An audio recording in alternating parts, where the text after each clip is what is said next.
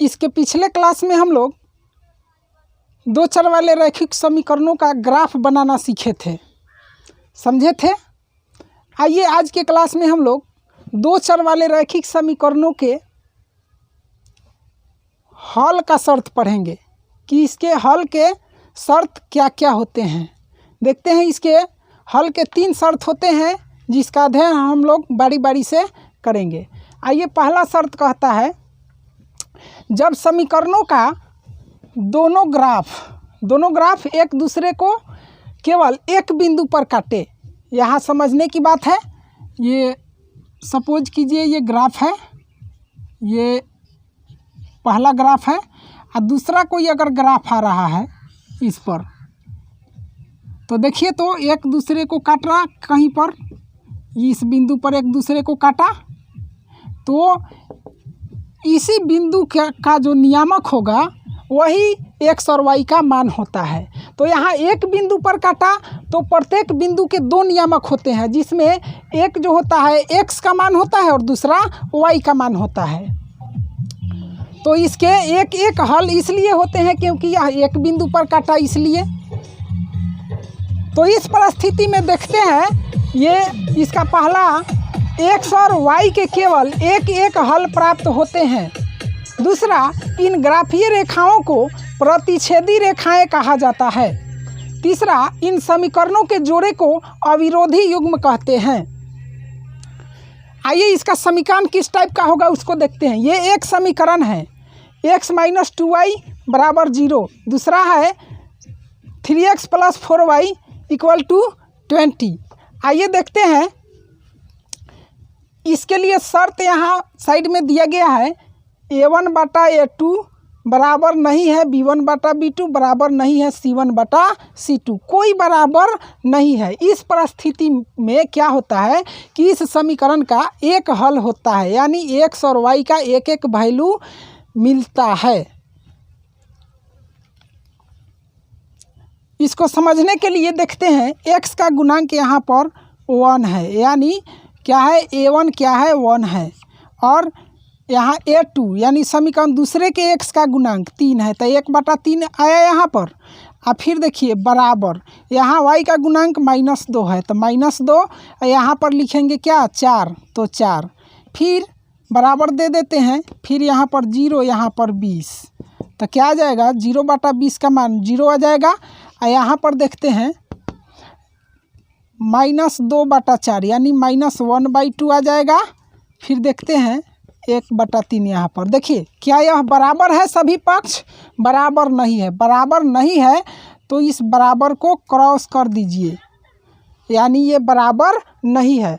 और अगर ऐसा मिलता है, समीकरण को देख करके हम लोग बता सकते हैं कि किसका हल एक है, किसका हल नहीं है और किसका हल अनंत है। तो इन समीकरणों का जो है हल एक हल है, केवल एक हल है, यानी x और y का एक एक वैल्यू ज्ञात किए जा सकते हैं। आइए देखते हैं दूसरा, देखते हैं दूसरा शर्त इसका, जब समीकरणों का दोनों ग्राफ एक दूसरे को अनंत बिंदुओं पर काटे, अनंत बिंदुओं पर काटे, इसको समझते हैं। यहाँ अनंत बिंदुओं पर काटने का मतलब है कि कोई ग्राफ, देखिए ये ग्राफ दूसरा है तो एक ही बिंदु पर काटेगा, अनंत बिंदुओं पर काटेगा ये तो हो नहीं सकता है। बिल्कुल हो सकता है, कब? जब ये ग्राफ एक दूसरे के ऊपर हो। मान लीजिए यह AB एक सरल रेखा है और कोई यहाँ पर CD भी सरल रेखा है। जब AB पर CD को रख दिया जाए तो क्या होगा, एक ही स्थान पर दोनों हो जाएंगे। तो इस परिस्थिति में ग्राफ के ऊपर ग्राफ होता है, तो ग्राफ के ऊपर ग्राफ होगा, यानी G1 और G2, ग्राफ प्रथम और फिर ग्राफ दूसरा, पहला ग्राफ और दूसरा ग्राफ दोनों एक ही स्थान पर हो, तो क्या होगा इस परिस्थिति में कि सभी इन ग्राफ में जितने भी बिंदुएं हैं अनंत बिंदुएं होते हैं। तो अनंत बिंदुओं पर क्या होता है, ये एक दूसरे पर मिले हुए होते हैं।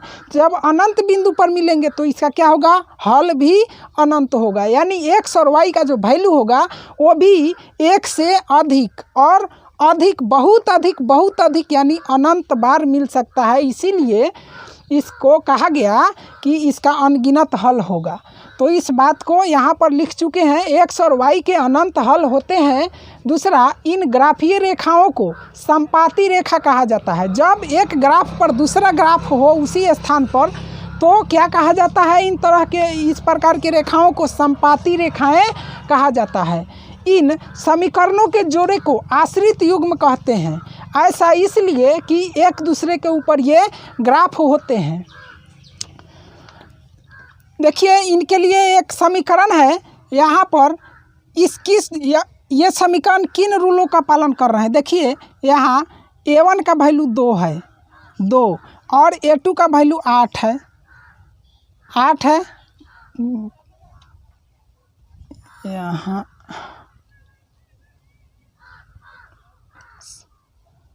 +3y, देखिए a1 का वैल्यू 2 है और a2 का वैल्यू यहाँ पर 4 है।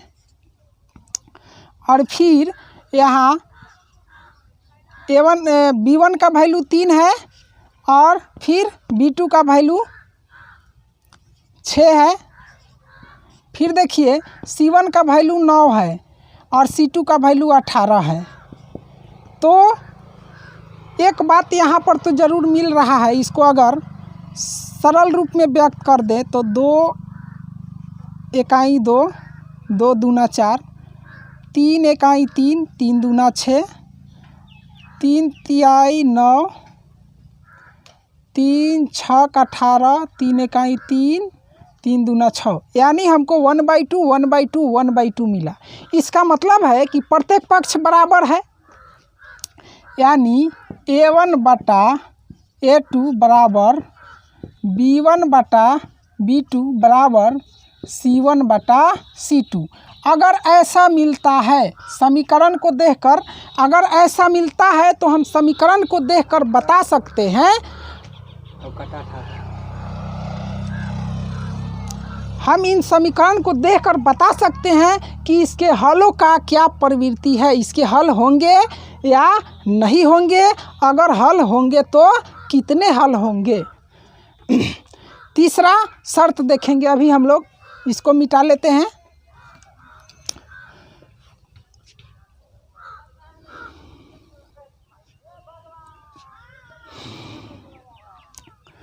इसमें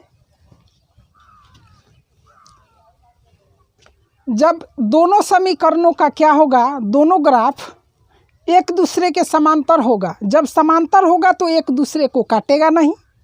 इस तरह से समांतर रेखाएं कभी एक दूसरे को नहीं काटती है। जब समांतर रेखाएं एक दूसरे को काटेगी नहीं, जब काटेगी नहीं तो उसका उभयनिष्ठ बिंदु मिलेगा नहीं। और जब कोई बिंदु उभयनिष्ठ नहीं मिलेगा तो उस उभयनिष्ठ बिंदु का कोई निर्देशांक नहीं मिलेगा। जब निर्देशांक नहीं मिलेगा तो एक्स वाई का वैल्यू नहीं मिलेगा। यानी कुल मिलाकर हम लोग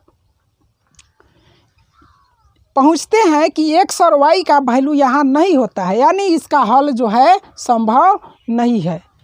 अतः इसे कह सकते हैं कि इसके कोई हल नहीं होते हैं। इस परिस्थिति में इस प्रकार के समीकरणों को कहा जाता है विरोधी युग्म, यानी विरोधी समीकरणों का जोड़ा। जैसे देखते हैं 2x प्लस 4y बराबर 0, या दूसरा एक ले लेते हैं 3x प्लस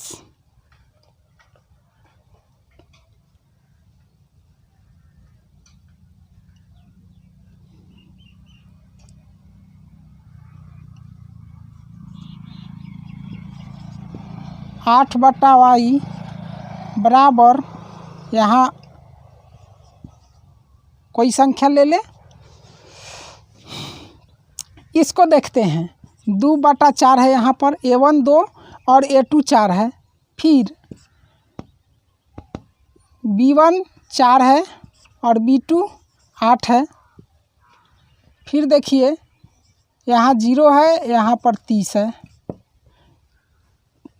इसको छोटा करेंगे, 2 इकाई 2, 2 दूना 4, 2 दूना 4, 2 चौका 8, यानी 4 से कट सकता है।